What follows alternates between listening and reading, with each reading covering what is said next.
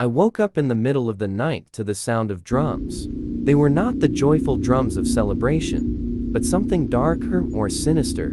I knew then that she was coming. Our village had always been peaceful until the queen arrived. She claimed to be a ruler from a far-off land, seeking refuge after a war.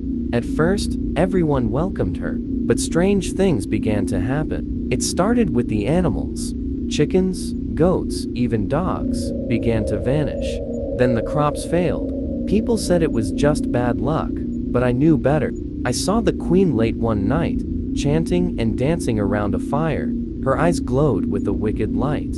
My friend, Kofi, was the first to go missing. We searched everywhere but found no trace.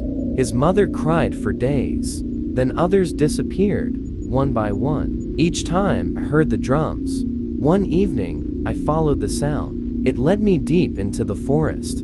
The trees seemed to close in around me, and the air grew cold. I hid behind a large rock and peeked out. What I saw chilled me to the bone. The queen stood in the center of a clearing, surrounded by figures in dark robes. They chanted in a language I did not understand. In front of her was a large wooden table, and on it lay Kofi, unconscious. She raised a knife, and I knew I had to act. I grabbed a stone and threw it as hard as I could. It struck one of the robed figures, and they all turned towards me. I ran as fast as my legs could carry me. Hearing their footsteps behind me, I burst into the village, shouting for help. The elders gathered, armed with spears and torches. We returned to the clearing, but the queen and her followers were gone. Only Kofi remained, still breathing, but weak. The elders said it was black magic, and the queen was a witch. We never saw her again, but the memory haunts me.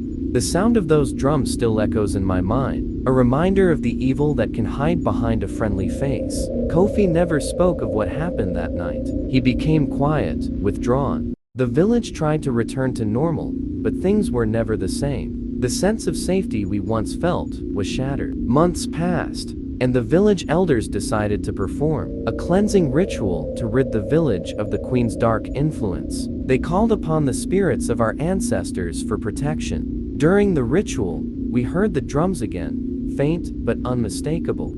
Fear gripped our hearts. That night, I couldn't sleep.